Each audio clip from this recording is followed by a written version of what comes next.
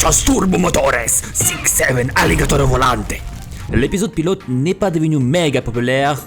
Je ne nage pas dans l'argent comme je l'espérais, donc je vais devoir retourner à la vie normale.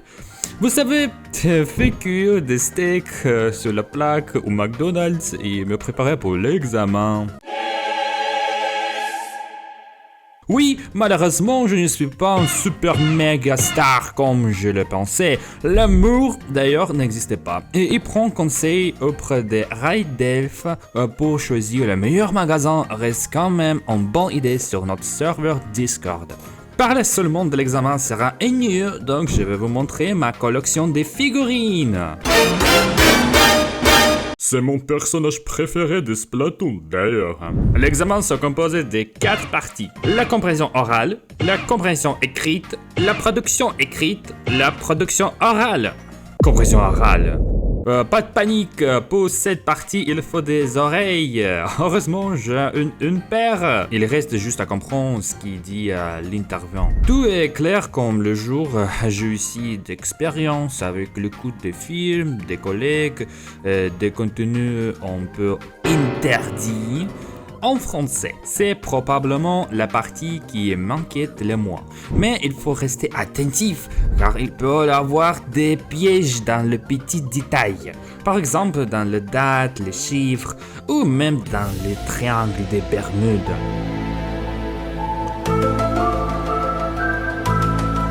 Vous voyez l'idée. Récemment, j'ai essayé un nouveau monstre à la cerise des Vikings. Je me suis senti comme un vrai Viking, vraiment. 10 sur 10. Une consommation excessive des boissons énergétiques peut nuire à votre santé. Compréhension écrite. Pour cette partie, il faudra lire un article et répondre à des questions. Ne vous inquiétez pas, je sais ce que sont les lettres et je peux même parfois les assembler en mots. Bon, parfois, je me trompe. Répondre aux questions ne devrait pas être trop difficile. Je l'ai déjà fait dans une de mes anciennes vidéos, donc je pense que ça ira. J'ai toujours voulu être stylé comme Mr. Boombastic.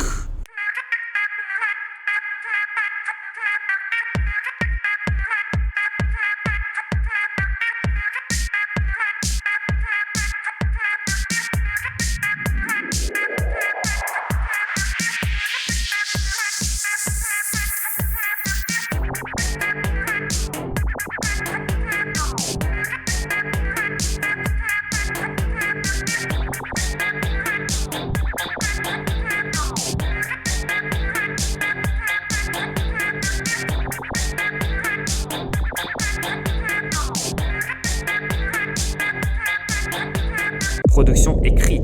C'est probablement la partie la plus difficile de l'examen.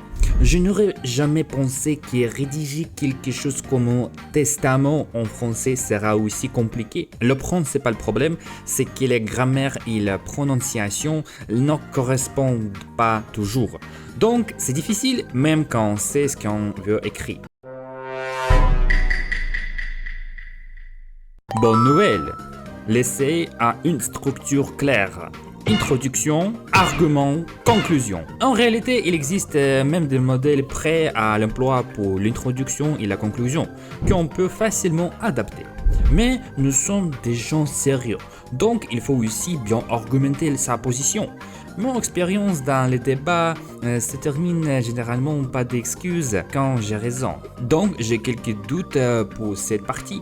Mais heureusement, il existe aussi des sortes de modèles pour l'argument. Car les sujets de l'examen sont souvent assez classiques et répétitifs, comme l'écologie, le travail ou mon compte bancaire vide.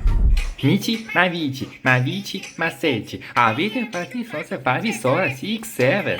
Vici, macete.